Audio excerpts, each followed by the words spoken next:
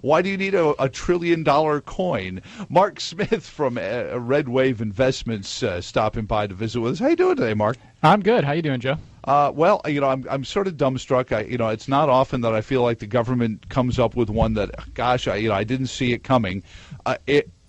I feel like such a nitwit. I mean, why didn't we just think of minting a $1 trillion coin or 16 of them? While we're at it, why don't we just print make $16 trillion coins, and then we're flush again. We've balanced the budget. Yeah, no, I mean, if one is good, I guess 16 is probably better, right? It's unbelievable.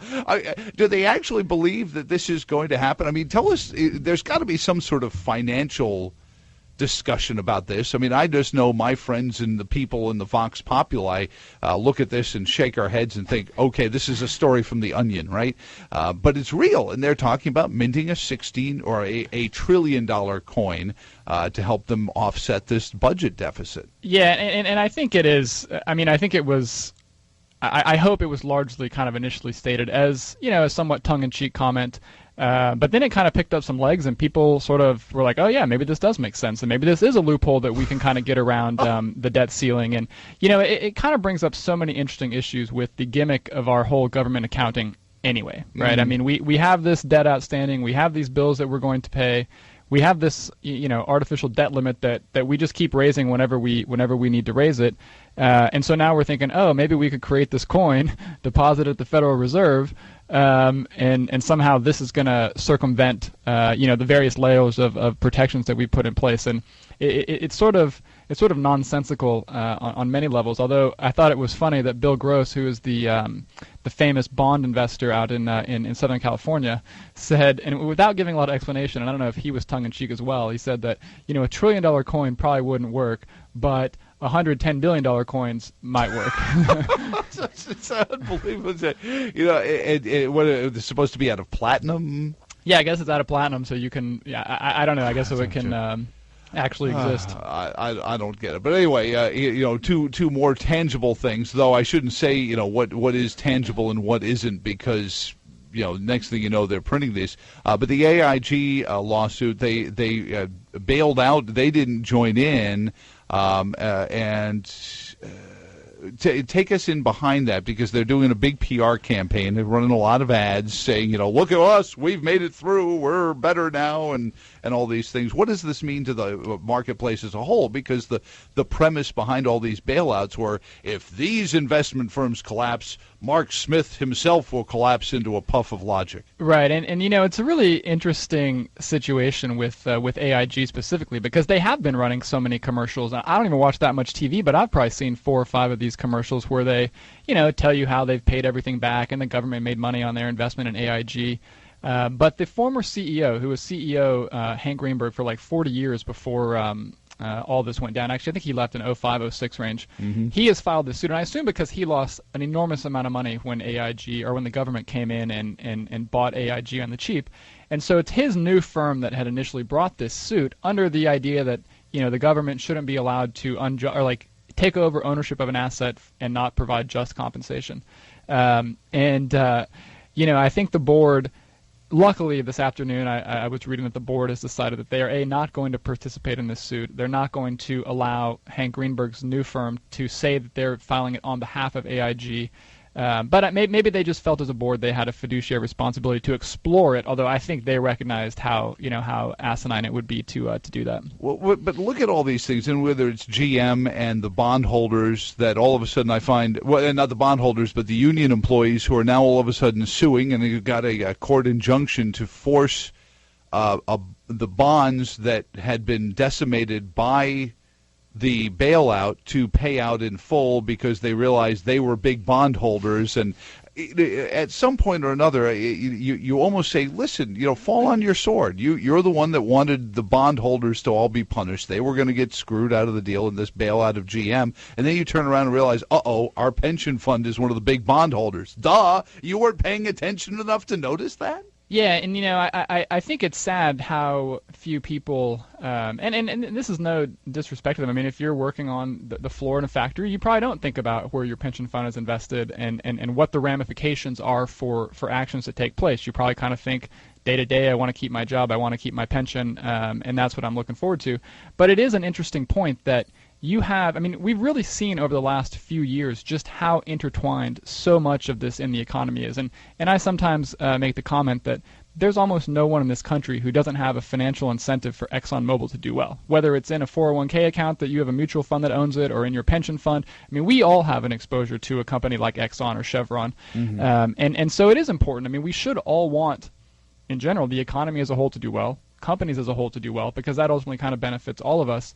And some of these situations where, GM's a great example, where you have, disparate groups trying to carve up a pie, it's, you end up doing some silly things. If you're a member of any of the Occupy groups, you're probably sitting on the floor sucking your thumb right now because, and I understand. I mean, you didn't realize you were sitting there with your iPad during the Occupy movement, and that, that is a corporation and they do trade. We'll come back with Mark in a moment on the Afternoon Constitutional. Mark Smith is here from Red Wave Investments. His link, his website up on our Facebook page. If you follow us on Twitter at AftConst, you've gotten a link so you can visit with him there. It is the season for a couple of things. You start to get these reports on the companies and how well they do, and of course you'll get MSNBC, screeding on about how greedy they all are. But I mean, it's important to see some of this stuff. But it's also the time people are doing their taxes. And I know that despite how it ended in a sticky way, my wife and I had taken some of our tax refund money and said, well, listen, we're making it on what we take home each week, and this is, bonus back. Let's use this and get into a 401k, I think it was. It was one of those Main Street IRAs. Is that a good idea for people to do that, or do you need to be somewhat more consistent in the amount of money you set aside for an investing plan? Or if you're getting a tax refund, is it a good time to say, hey, you know what, let's kickstart a little something here? Well, I definitely think, as you get to this time of the year, beginning of the year, we're in tax season, it's a great time to think about where you're investing, how much you're investing, and where you might be able to increase your investments. So a tax refund is, a great bonus, a quote-unquote bonus that a lot of people get here in the next couple of months. So I do think that's a good place to start and say, hey, maybe this will be a good, this will be my contribution for the year, or this is going to get me started. I think it's always better if you can contribute more, or you can kind of do stuff on a monthly basis. But I do think the tax refund time of year is a great time to just sort of think bigger picture about your own financial position and how you're investing and where you're investing, and starting to plan for your future. But it could be sort of that kickstart, that throttle that you need to start it at least, though. I mean, is there a limit? I mean, is there a floor that you shouldn't go below? I mean, not being savvy in all this stuff, I don't know what the minimum is. Can I go buy $10 worth of a stock? For individual stocks, I mean, you probably want to have at least, I would say $10 or $15, $20,000 before you start thinking about buying individual stocks. I mean, if you have less than that amount, I definitely think people should open up a Roth IRA, put it in a mutual fund. I mean, you could probably open an account at E-Trade for a few $100s, and get yourself on a mutual fund purchase program. I do think individual stocks are a significantly better option as you get a larger account size, because I just think you have a lot more. A, they're cheaper to own. B, you know what you own. You can get all the diversification you would get from a mutual fund, but you actually have the ownership of the stock instead of just through a fund. But if you were just getting started and you're thinking about using a tax return or a tax refund to get yourself started, really as small as a few $100s can get you going at a place like E-Trade or one of the other firms. What about, I mean, we watch all the news and we hear, people talking about different parts of the fiscal issues in government. Are any of them going to impact Wall Street and investments that we may have already made? I don't think, yes, I guess in the sense that if you, depending upon your income level, and most investors are not impacted by this, but if you do make over $200,000 or $250,000, there's an additional 3.8% Obamacare surcharge tax on capital gains, which went into effect on January 1st. And if you make over $450,000, your capital gains rate goes from 15% to 20%, plus you have the 3.8% surcharge on top of that. So even though you might have made that investment a year or two ago, if you sell it from this point forward, you are going to be impacted by that. Most investors, that's a pretty high level of income. Most investors are not going to be impacted by that. And if you own the positions in an IRA or a 401k or a tax-deferred type of account, you wouldn't be subject to that anyway. But definitely the fiscal cliff deal changed some of the tax dynamics and how certain investors will think about the market. Well, does it also impact your investability into bonds? Because I still worry about the municipal bonds. That was always the conservative way to go. Is you're in munis and that's going to just kind of be steady and everything. What about those realms? Well, I think bonds are, and actually the high yield market today hit another record high or record low for yields, and the Treasury market sold off last week. And it was kind of interesting. And over a 2-day period, the Treasury market lost enough value that it wiped out the value of the coupon for the entire year. Right. Jeez.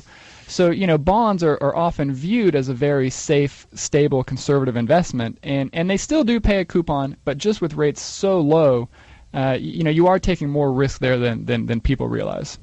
How can people get in touch with you if all of a sudden they think that EITC worked for them? And I don't call me. I know you're going to call me saying we hate the EITC. I understand that, but if it's there, it's real.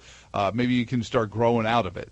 Yeah, you can reach me at marc@redwaveinvestments.com or call me at 434-299-8290. Like I said, that link is up on our Facebook page, the-afternoon-constitutional, and also part of the Twitter feed as well. Good to see you again, Mark. Yeah, good to see you as well. And give me some of those $1 trillion coins. All right, I'm working on that. Do they work the soda machine?